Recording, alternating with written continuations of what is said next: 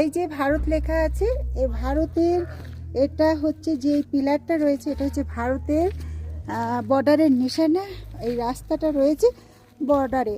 তুংলিংয়ের হোমস্টেতে আমরা রয়েছি। এই লজটায় আমরা রয়েছি, সিদ্ধার্থ লজ। আর ঠিক ওটা পড়ছে নেপালে।